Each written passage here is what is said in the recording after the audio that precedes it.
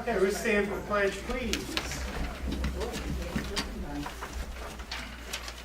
I pledge allegiance to the flag of the United States of America and to the republic for which it stands, one nation, under God, indivisible, with liberty and justice for all.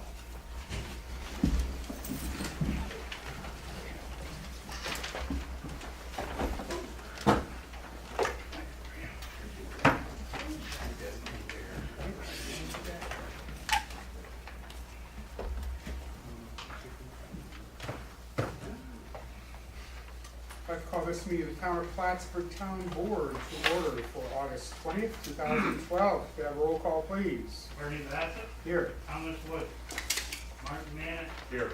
Paul Lemoyne, Here. Gerard Renadette, Here. James Fonzie, Here. Rick Powell.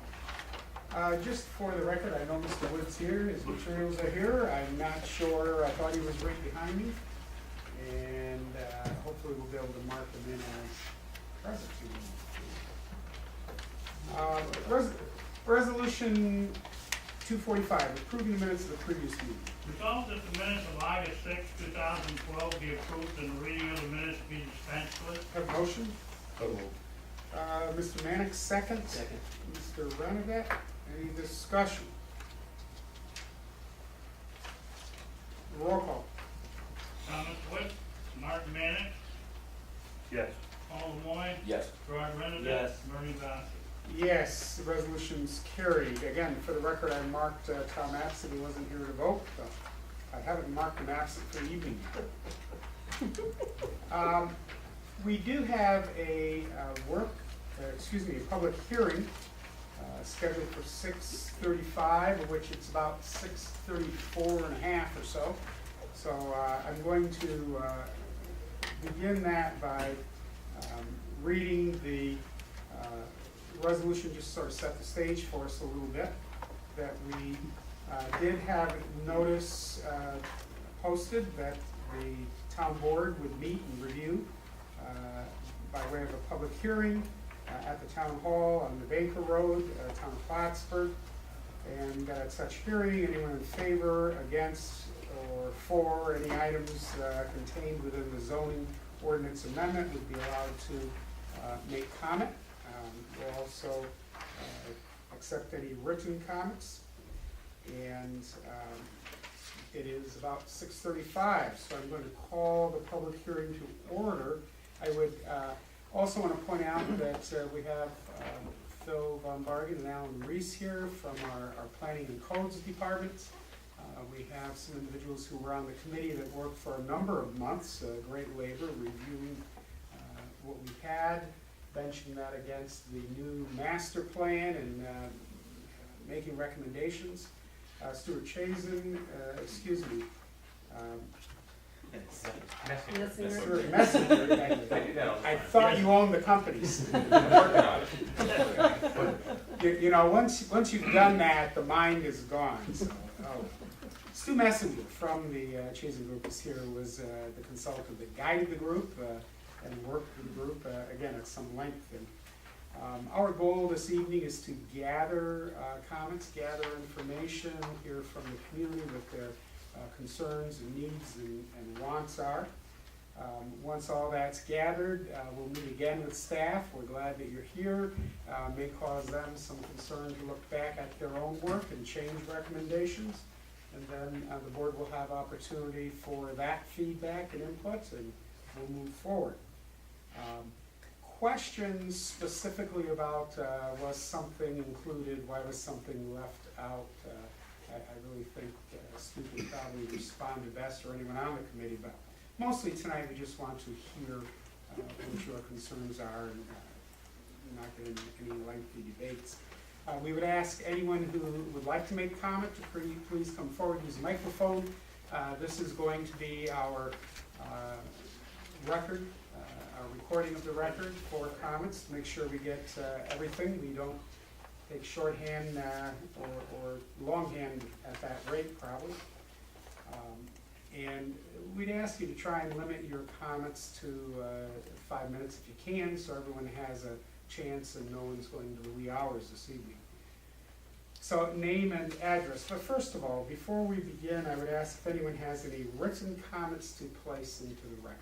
Anyone have any written comments? And if not, we will let the meeting begin. Anyone who would like to step forward, please do so.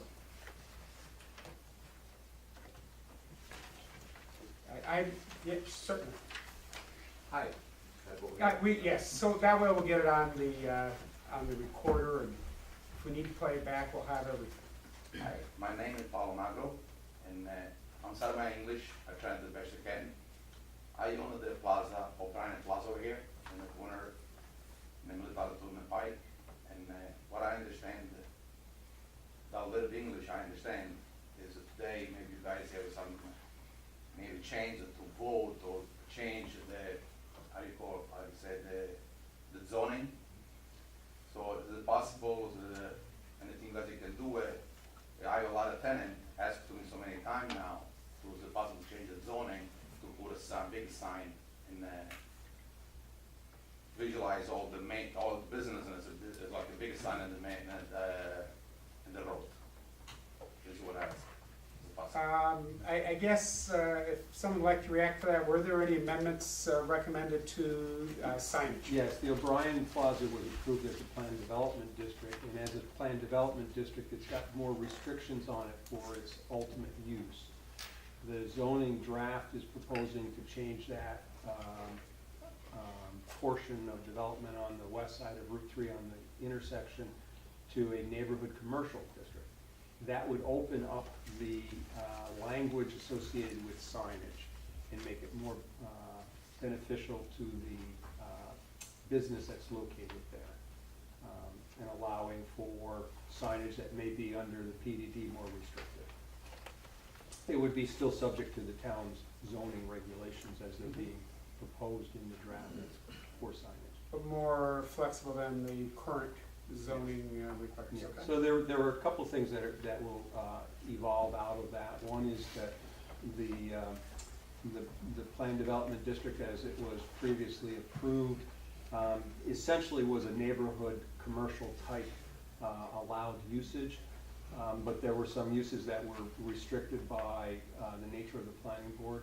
This keeps it more compatible. Equally, the opposite side, the kitty corner side of I think I said Route 3, Route 190, Military Turnpike, on the Tom Miller Road portion, that is also being proposed to be actually downzoned from commercial to neighborhood commercial, so making a transition at that intersection, allowing it then to open up into the full commercial as you go down Tom Miller Road. Okay, so we've got your concern. It sounds like the proposal would be something you'd be welcome to. Thank you very much. Thank you. Phil, if I could, with that in mind, with the neighborhood commercial being changed on both diagonal corners, I see that the property directly across from the Bryan Plaza is being zoned or being left as commercial. Yes, it is. Would it be incompatible with the neighborhood commercial? Should we consider all of that corner being neighborhood commercial? To downzone something from a commercial district to neighborhood commercial is something that you would do with caution, because you have the allowance of more usage in the C zone. So we did work with, in terms of discussion, there had been that's the Heritage Heights subdivision on the south side of Tom Miller Road. I'm talking about the other side of the road. Right, but what I'm going to is that it was through discussion with the owner of Okay. Heritage Heights that was looking for something a little more of a transition between the subdivision, the residential subdivision, and the commercial component of Tom Miller Road. That's where that dialogue lent itself to downzoning what was commercial zone to neighborhood commercial. The consideration to downzone the other side of the property, which is the old, somebody help me out with the farm there on the corner, Jubert Farm.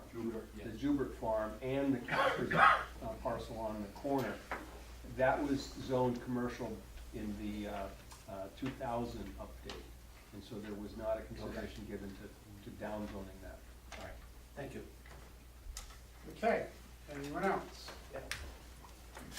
My name is Fred Ward, I live on Sunnyside Road, and I will admit that I'm probably not as well versed in the changes as I should be coming and making a comment, but what I would ask of you folks tonight is if you could explain to me the rationale behind the higher density development changes to Cumberland Head. Excuse me, many of my neighbors, we moved there. Jim Coffey lives the other side of the head from us. And we moved there because of the character of Cumberland Head. And now I'm concerned that that is changing. And I'd like to know the rationale. My limited engineering knowledge on the size of septic systems and leach fields is a little bit of concern on some of the areas that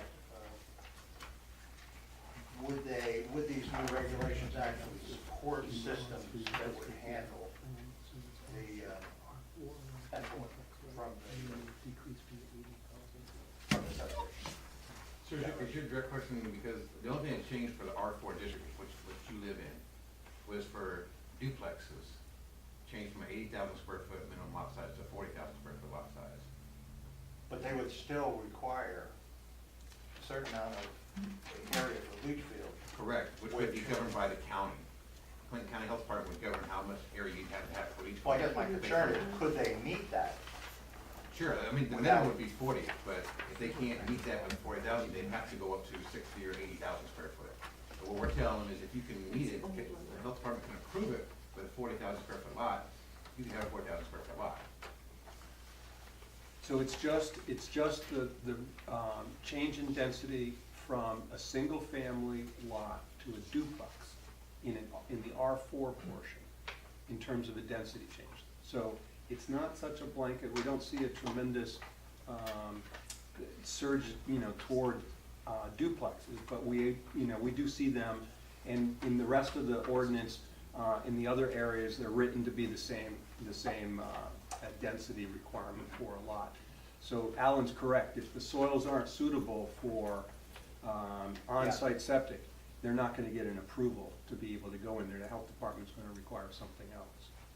So that's in the R4 portion, and then in the R3 district, which is the Champlain Park portion, the density was changed from 20,000 square foot lots to 9,000 square foot lots, which is about the average size of the lots in Champlain Park, and those are served with public water, public sewer.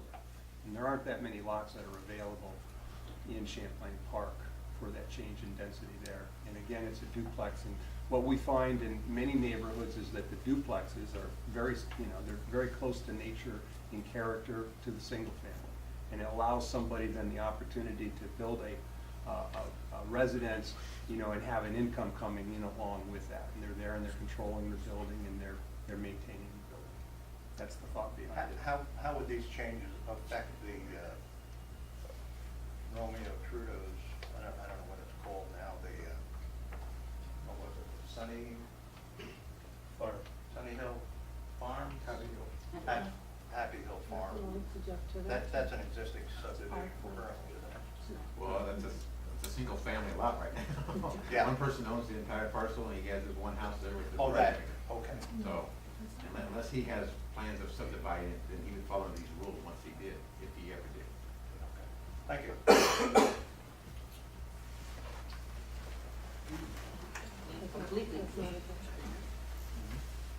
Hi, my name is Jack Andrus. I'd just like to follow up on Fred's comments. And he raises a good point in terms of the quality of life on Cumberland Head. When we were going through the proposed sewer project discourse, the argument was put in front of us, residents, that the soil out in Cumberland Head was really horrible. It was all gravel, it was rock, it was ledge. You can't put a septic system in there. They're all leaking. The existing ones are leaking. So we need public sewer. There seems to be counterintuitive with this R4 description, doubling the residence occupancy, the density of occupants. And it seems also to contradict some of your master plan that you came out with in 2010, I think it was. In terms of the quality of life and preservation of quality of life, preservation of the quality of the lake, the environmental issues in the lake. You start doubling the density of Cumberland Head, you start putting out more homes, you're gonna have more runoff, you're gonna have more pesticides, more insecticides, more hydrocarbons coming off the driveways. You're gonna increase your traffic, density, possible accidents, potential. You're gonna increase your residents and your school systems that we're all gonna pay for. One of the fallacies that I found is that increasing your subdivision numbers, your number of residents, does not generate more revenue for your town. That subdivisions are actually more costly in the long run possibly being 5 to 10 years in terms of your expenditures for upkeep and maintenance. So it just seems to me that what you've expressed in the master plan, this concept of changing all of this area, this entire area, to R4 to promote development, whereas Champlain Park, that little R3, is already pretty dense. I mean, you got a lot of families and you got a lot of homes. Changing it all to R4, well, and allowing duplexes to be built will really increase the density and create future problems. So I ask that you go back to the initial. And that's my concern and my filed, registered concern to the board, that go back to the initial single family, 40,000 square feet, and not double family, 80,000. Okay. Thank you. Anyone else?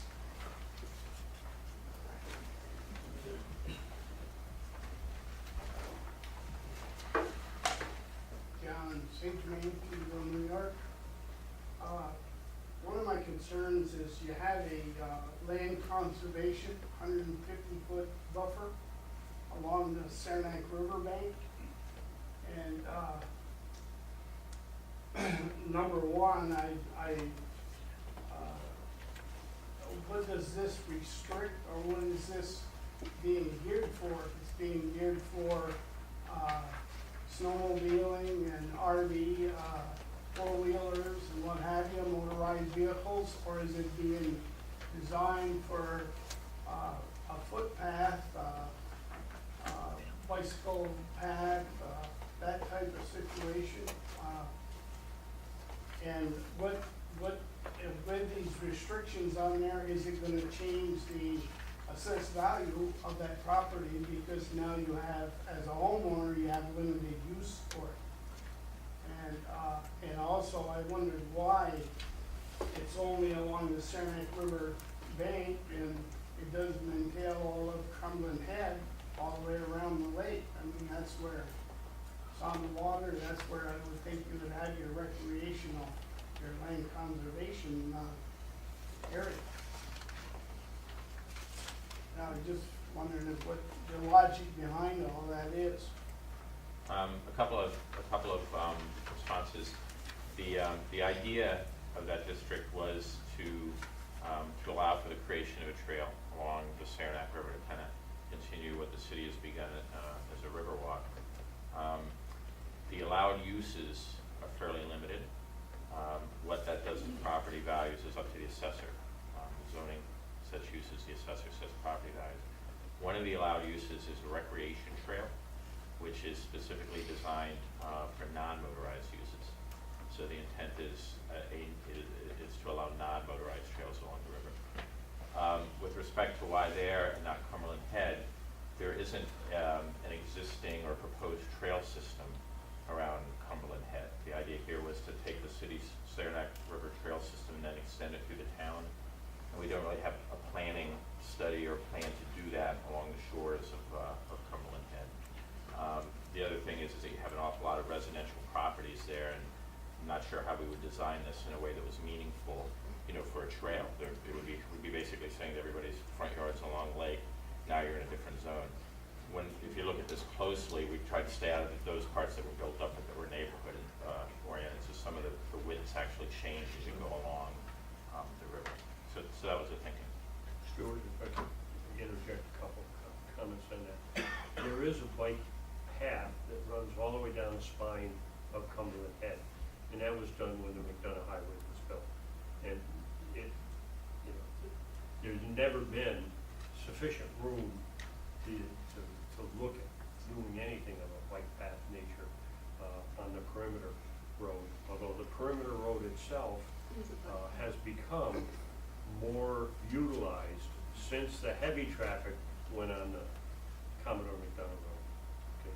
So there is a bike path that's on Cumberland Head that interconnects with the bike path that comes out of the city, the Fleury bike path that comes out of the city. So that's in place. But the only problem is if you look at the Saranac River, and I know in Katyville, you can go all the way from the present town of Plattsburgh Beach area, all the way to the bay, and you have nothing there hardly but homes right on the river, and the guardrails, and a steep bank down to the river. It's not accessible. You're absolutely right, and so the long-term planning is going to have to probably pull that trail off of the river in some places. But there's also sections that are accessible and really nice. But then if you had the 150-foot buffer and I lived there, am I limited to what I can do on that 150-foot buffer? Can I put a fence up to the river? Yes. Because I don't want people walking through, or snowmobiles, or Yeah. RVs, or Yeah. what have you. Yeah. You're not limited in, It's your land, and unless you gave an easement or sold it or otherwise allowed for public access, then you're free to do what you wish. More directly though, John, that area from the beach all the way out to the westerly municipal line with Saranac is not being zoned with that LC district. There are portions along the river where it's not inclusive. So if you haven't looked at the map closely, you may be thinking that it runs the entire length of the river. It does not. so that it doesn't run even from the school up there. Correct. Well, I want to be careful about the school. It's And the, all the where it rest of stops. your recreational, you better be very careful, because from the dam to the bridge is about a 60-foot drop down to the river. So, put a nice recreational thing along there. but we're not building or designing the trail right now. We're just, this is a land But you're use. zoning the property for it. Zoning it along the river and protecting it as conservation lands today for whatever may become in the future. And if there were a request for a variance, there would be a request for a variance. And my other question is, has anybody determined the impact of what this will do to the assessment of the entire town as far as changing of properties? Like, for instance, if you have abandoned farmland and now you're changing it to neighborhood commercial or service center, is that gonna change a big change in an assessment? And if so, what kind of impact would you have townwide? So that's a fair question, and no, we haven't tried to do that kind of study. It looks at sort of the total change across the town from one district to another. It's probably a doable analysis if the board wanted to do it. We haven't done it. I would hazard a guess that in total we've expanded the intensiveness of some of the commercial areas and probably made them more valuable in that respect. So that on the whole, between that and some of the other zoning changes, is probably the potential for a net increase in development and therefore a net increase in property value. But that's an educated opinion, not a formal set of numbers. I'd second your educated opinion. There's some sweeping changes in the expanding of allowed uses beyond currently what we have. For example, the emphasis in some of the commercial districts, looking at mixed use for multifamily housing, that lands might not have been developed for that. You know, the fact is those lands are gonna be vacant or they're gonna be developed. Can you match a land use zone that will allow for the development as a good infill kind of project and get development occurring and increasing the quality of the character of the neighborhood and development as a whole? Those kinds of sweeping changes are in this ordinance. To go through and to make a careful analysis of that net change would be costly, not prohibitive, but costly. And many people in the town are very concerned about how costly things are when you embark on them. I'd say, as Stuart was remarking, that some of these changes are fairly positive and encouraging growth. If I'm sitting on like 20 acres of abandoned farmland and you come along and say it's a neighborhood commercial or service center, which you have done in Keyville, you know, that person is gonna be pretty upset when he gets his assessment in January. He may be pretty happy when he then sells it for development purposes. Well, I doubt that because I think if you look at Keyville, it's not rural. It's pretty fair to say that most of the residential neighborhood is probably still residential neighborhood. We really didn't change a lot of the residential neighborhood. What we did is we went through and found that, you know, service center along Route 3 is actually commercial. So we brought commercial down to where its service center is now. Kind of scooted it down Route 3 a bit. And then the multifamily stuff that Phil was talking about is now out of park, which nothing was being done, it was all vacant land. Before it was military family housing. We demolished it all, now it sits there vacant. The city is actively, you know, promoting and building stuff over there. We wanted to capitalize on that, so we rezoned ours, because it was zoned where you couldn't have any residential there. So we rezoned that, that's that orange district that's in the, on Park. We figured that would be a great location for multifamily, along with what the city's doing. You know, why should the city have all the luck and get all the people? We want some too. So the R2, you know, those other areas, the districts really didn't change. There was a couple of neighborhood commercial businesses already, like out in Katyville. They're sitting in the middle of a residential district, but they got a variance. So we changed out lots of neighborhood commercial, bring them in conforming.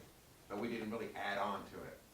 So, you know, what you have in your neighborhood, you probably still have in your neighborhood. But you did create a big neighborhood commercial district in Keyville, right behind the firehouse, that's both sides of the road. What's the firehouse? Keyville Firehouse? You don't know where it is? Oh, the firehouse, I thought you said firehouse. So you got the firehouse, you got the post office, and you got the church. That area right there we're talking about, right? Yeah, Right, yes, we did take that neighborhood commercial. Because those businesses are all commercial pretty much. Okay, anyone else?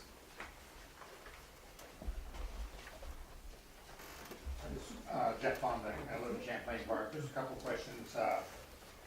Talk about decreasing the size of the lot from 15,000 to 9,000 for duplexes, basically, in there, and also for the size of the lot you used to build a home on. I just wondered, how many lots will that affect in Champlain Park? How many lots does that open up now that is not for building? Second, also, it changes the environment of Champlain Park also, because we go from what I've seen over the 20 years I've lived there now is the amount of people who own their own homes who live there, because of the price of the homes out there that run anywhere from probably 85 to maybe 140,000, which is a lower price range. The number of realtors that buy these up and turn them into rental properties. Now, if you're adding duplexes in there, what you're doing now is just increasing the number of rentals in there. Okay, and I'm not saying that all rentals are bad, because they're not. I rented for years in militaries, I moved around.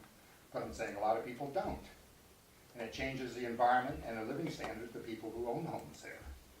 And I've seen this on my street, on Seneca, I've seen it on Tohoga and a lot of the other streets.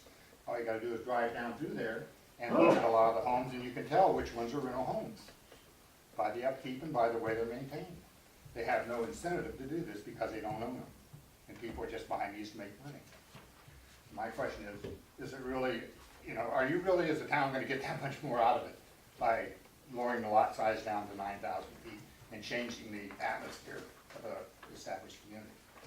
So 2 parts to your question. Yeah. Okay, and I'll give you the mindset why we did it.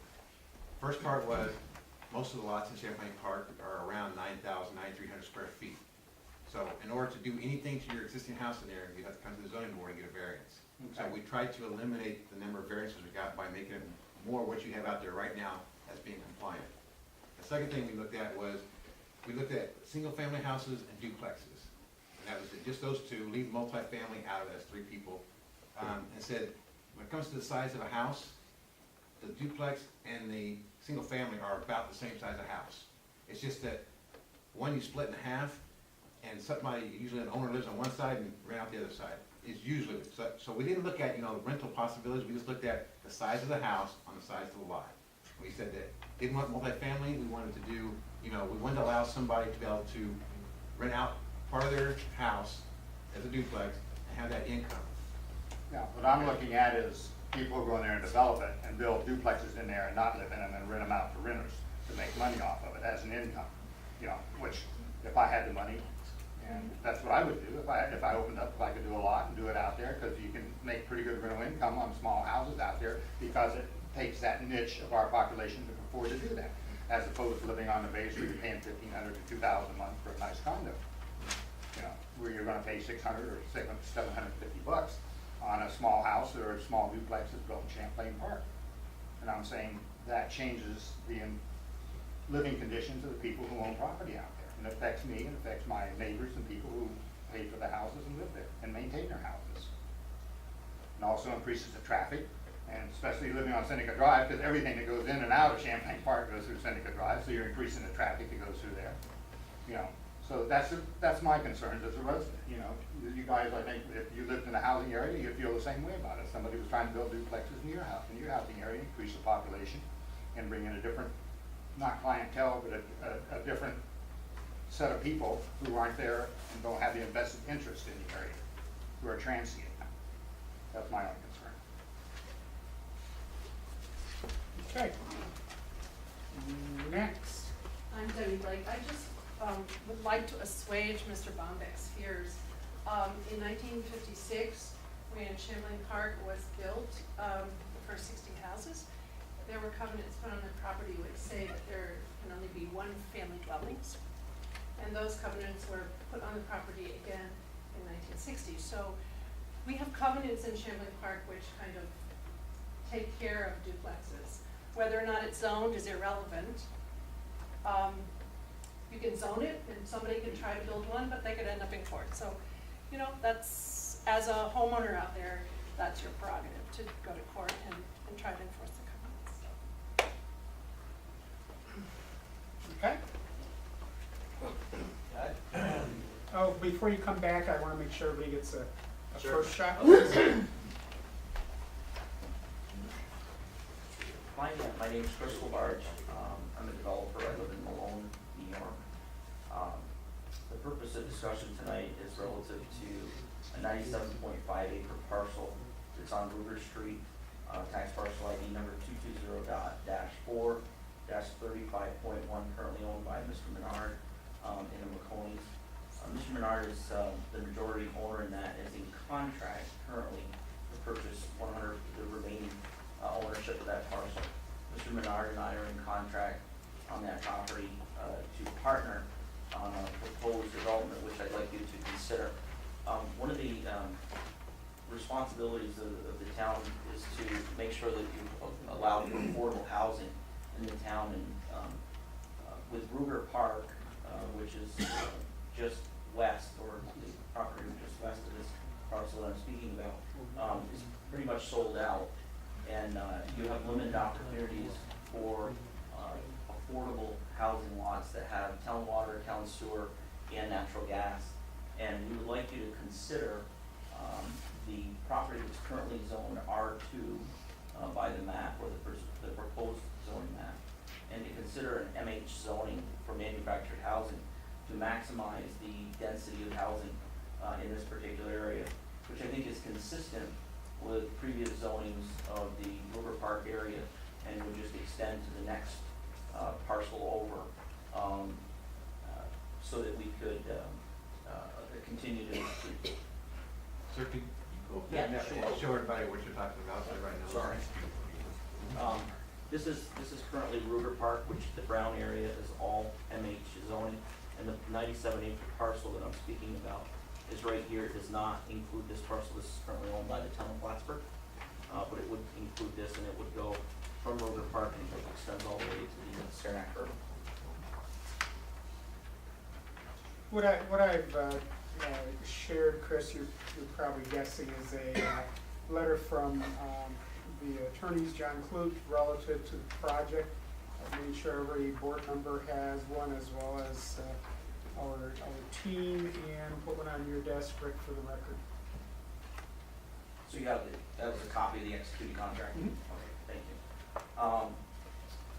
I think one of the things that, there may be some concern over is past developments in manufactured home, with codes that maybe allow for not fixing up your home in terms of home ownership, similar to a stick-built home. And I want to dispel some of the myths. In the past, manufactured homes had the inability to actually get a home equity loan or line of credit or mortgage the property, which is one of the ways that home owners, after some period of time, actually take that money, go out and get a home equity line of credit to actually fix up or, the deteriorating areas of their home. Today in the manufactured home industry, that isn't allowable. You can get a mortgage on a manufactured home as an engineered foundation, and you can get a home equity line of credit, which may not be consistent with some of the older, already pre-established manufactured housing developments in the town of Plattsburgh, making this property, I think, consistent probably with the vision of the town, which is to bring more residents, make available affordable housing here in the town of Plattsburgh. You guys are doing a fantastic job at increasing employment, but not all of the employment will allow people to buy $250,000, $300,000 homes. So we want to make sure that we have those available affordable housing, as well as people that may choose to downgrade as they move up in, from a age perspective, and may want to spend only a short period of time here in the North Country and then enjoy the warmer weather in the winter. And I think, again, this affords that opportunity to bring maybe some of those residents from outside the town of Plattsburgh, as well as you continue to increase your employment through industry, that we maintain those residents and make that available to them, as opposed to having to go off to Morrisonville, Schuyler Falls, or Peru area.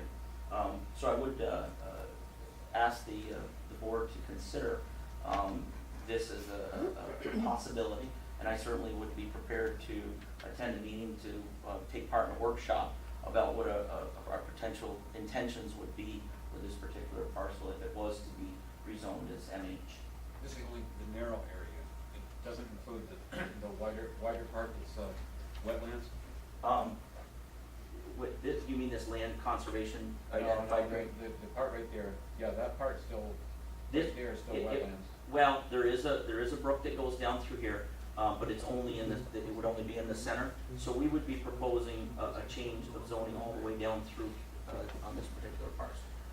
But certainly in a workshop session, we would be open to discussion on that.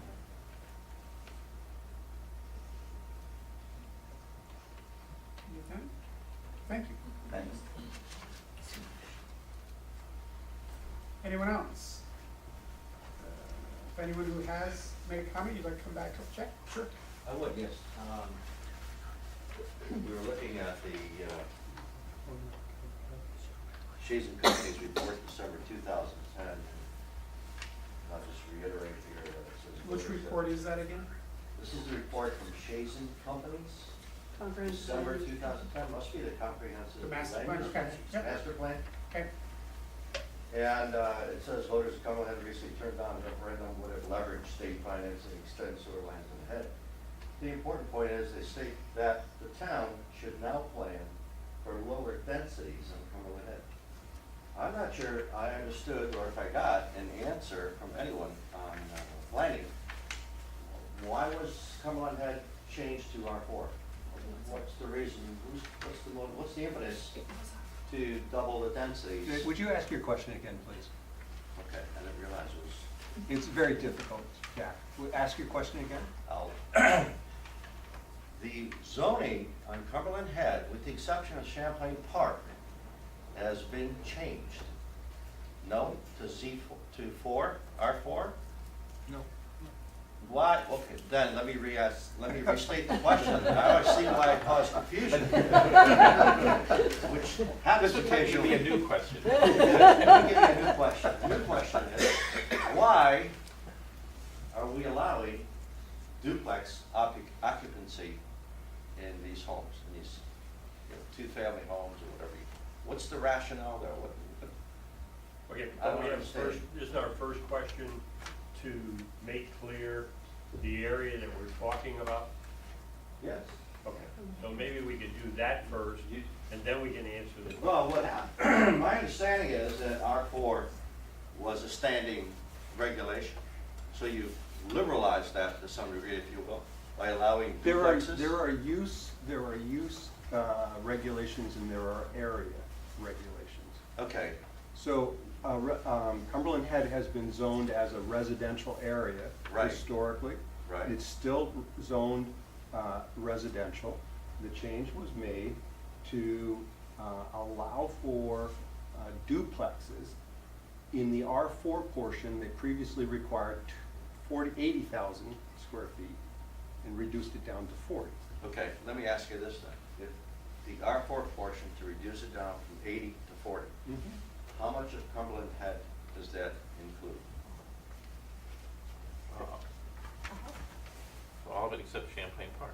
All of it, Yeah. with the exception of Champlain Park? And to the ranges. I go back to my original question. Thank you. Yes. Why? What's the rationale to double the densities? I mean, the report here in 2010 said that, we really shouldn't increase the density of Cumberland Head. The soils, you've told us numerous times, and this was a long debate we got into. And I remember Mr. Canoza standing up in front of all these people telling them how terrible the soils were in Cumberland Head. Right? Okay, so Phil, are you with me? I'm listening. Good. So, I'm not What's the necessarily the rationale? designer of this. This is, maybe one of the things that's misunderstood about rezoning is it's a process, and it's a process with discussion and consensus, including a committee, a consultant, staff. In respect to duplexes, that's kind of a theoretical thought that you're going to double the density from what's existing by simply allowing duplexes from 80,000 down to 40,000 square feet. theoretical, but when it becomes practical and it's applied, it's a whole different story. I mean, you may be dealing in theory, we're dealing in the real world here. We live on Cumberland Head, we know what the densities of the populations are, we know what the soils are like. I don't find it amusing. You find it amusing? I've been around long enough to know the I community in I Cumberland understand Head. the process of what you're going through. How much through the process? Alan? I can answer what we did. Okay. Exactly what we did, is we went through the use table, we went through the area tables for the R2 and the MH and the R1s, we looked at them all, and everywhere except for Cumberland Head, single family and duplexes were the same. They were the same.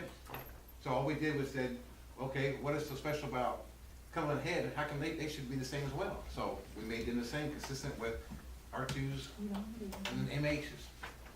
So in R2, a single family house and a duplex had the same lot size, same setbacks.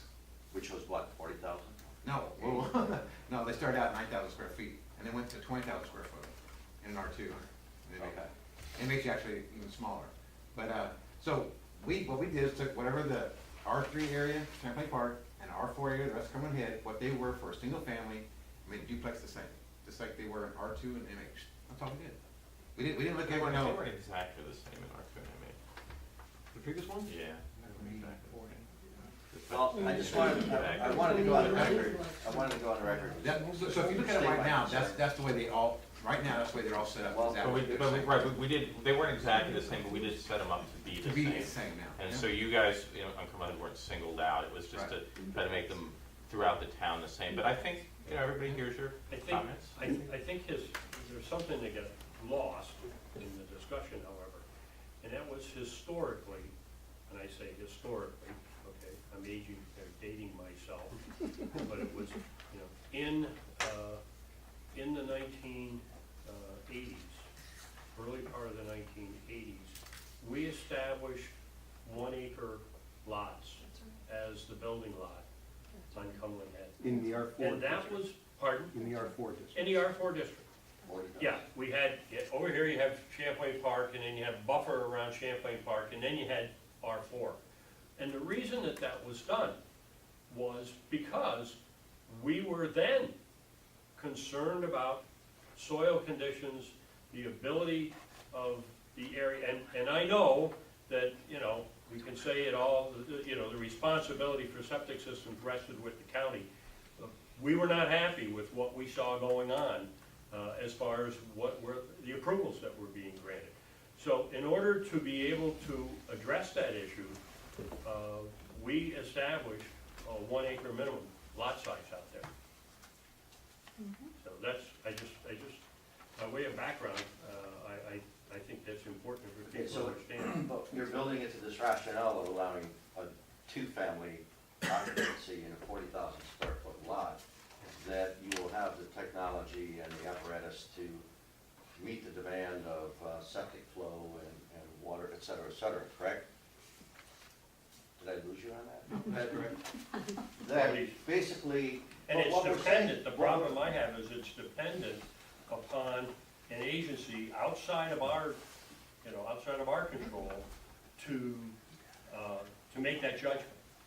And, you know, if we were to have a situation where they were to start issuing permits for people to build septics in that situation, I, for one, would be quite concerned. Well, that's what you're Because you know, I've never felt that the area can tolerate the. But, and there's another question as well, I mean, that's the quality of the environment, the quality of life. That is a beautiful peninsula, it's an attraction for the town, for the county, for the state of New York. And the more we load families onto that peninsula, the more it's gonna degrade. Do you agree? Okay. thank Okay, you. anyone else? Anyone else? Yeah. Not only, Mr. Manick said, did they zone that at one, but I believe at that point, at that time, the town even established a Cumberland Head Land Use Committee. I have a report from them at home. It says the town of Plattsburgh, blah, blah, blah, blah. That established a Cumberland Head Land Use Committee, and they issued a report that stated they had trails in there. They talked that there's no place for trails. They had loads of trails all over, and private owners were going to allow their land to be crossed by trails and so on and so forth. And I believe at that time is when the 1 acre thing started. Now, I do have a question. We keep hearing that only Champlain Park is R3. That's not exactly right. Mr. Titherington's farm is R3 as well. I don't think that we said that. I said there's an R3 district and an R4 district. Well, excuse me, if you look over there, there's an R3. I misspoke, you're right. I said only Champlain, you're absolutely right. I misspoke. Yes, and Mr. Titherington's farm is R3. What happens if Mr. Titherington sells that? Does it revert to no animals and 9,000 square foot lots? No, it reverts to whatever the user does with it, but like any piece of property. you I mean, can just do what- theoretically. I don't Yeah, think he he's gonna doesn't have to sell it, tomorrow. he could himself choose to subdivide it. under the Indeed. zoning. Yeah. And then it could be 9,000 square foot lots but he's got animals, so then what do you do there? 'Cause you can't have animals on the 9,000. I mean, now we're zoning it as Really all theoretical, but we'd inside. rather have somebody have an application in front of us, Yeah. an application that somebody's intending to do something to try to figure out what the answer to the question is. Otherwise, we can say that, well, the ordinance allows this and it allows that. But I'm assuming that you would grandfather him in if you change it to R3 because he has large animals and large animals It's can't already, be it's honored. already R3, and for animals, it's a setback distance, so no, he wouldn't be grandfathered in. If he decides he wants to subdivide that, he still has to meet the setback distance for his animals. He can't subdivide and say, well, I had animals here before, now I can have them closer than 100 or 200 feet, what it is to the property line. Okay. No, he has to. If he, Do has to whatever back he them up, wants yeah. to do at that point. let's say he decided he wanted to sell. Well, I would just, because in the thing, it says you can't have large animals in R3.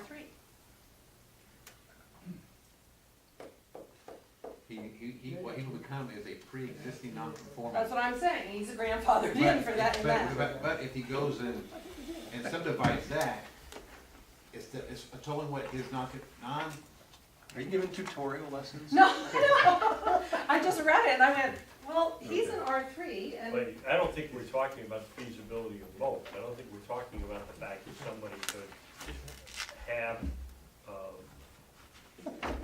you know, a horse farm and set out to develop 9,000 square foot lots. I don't know what he could do.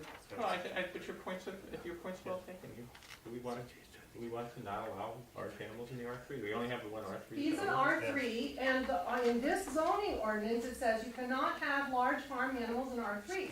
But he's an R3 and he has 5 horses. The zoning ordinance reads 3 acre, you right? Well, it does No, say, in no, an she's R3, I believe it says you absolutely right. can't have large animals. She's absolutely right. Excuse me, I read it. One of the few.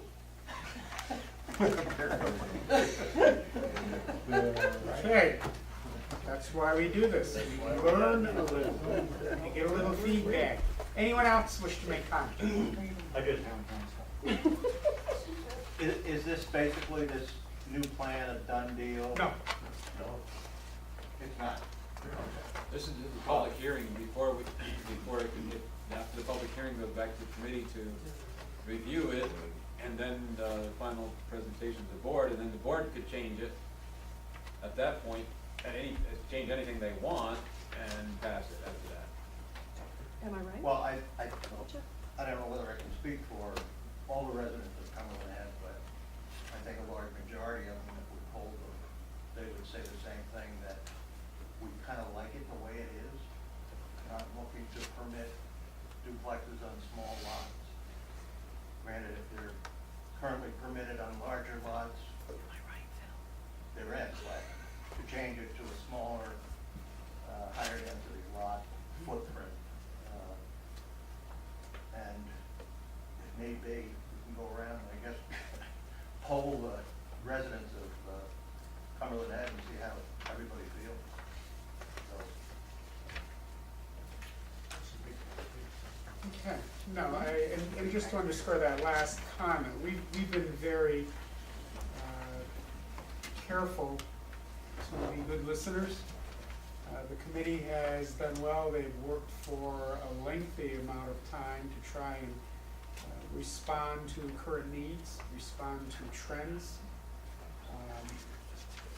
And you know, we needed to hear what some concerns are. Concerns for change that we hadn't thought about that might be of value. Concerns about public feelings over change that wouldn't be welcome. And then, like we always do, they have, the committee has the opportunity now to make some changes in their recommendations to the board or not. We will meet with them.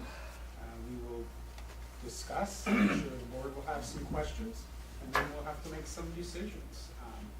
But truly, not a done deal by any means. And we were very anxious to hear what the concerns were, and we've heard them. And some very good points were brought up this evening.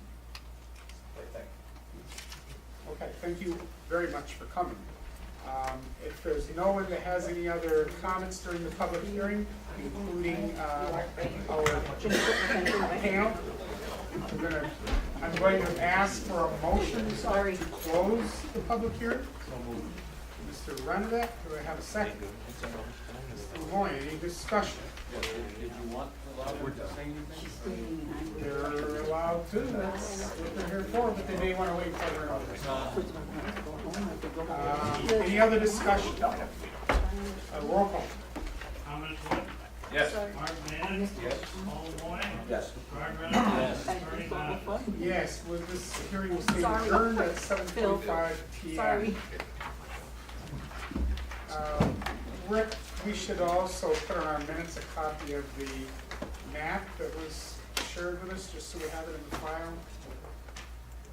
And I think you have proposals and a couple of extras.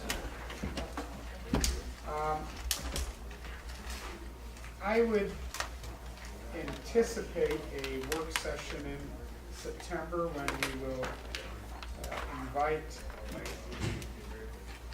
committee. Sue certainly invited, if you would like to join us. In the interim, you know, anybody has any questions, concerns, please get those to Phil, would be probably the easiest way. We'll posture ourselves to take some action in the month of September. Thank you. Stu, thank you for coming up. Sorry, like I said, I just thought it was your company right from the beginning.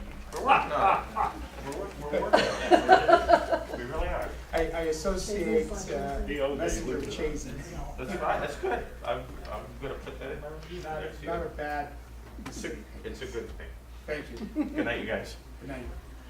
Resolution 246, abstract 8B. Resolved that the abstract of audited claims number 8B-12, 1730 to 1857 for $588,374.63. An abstract 8B-12, 346 to 364 prepaid in the amount of $564,169.13. Be received as reviewed by the audit committee, and the supervisor is hereby authorized to pay said abstract. A motion. Mr. Lemoy, second. Mr. Renadin, any discussion? Roll call.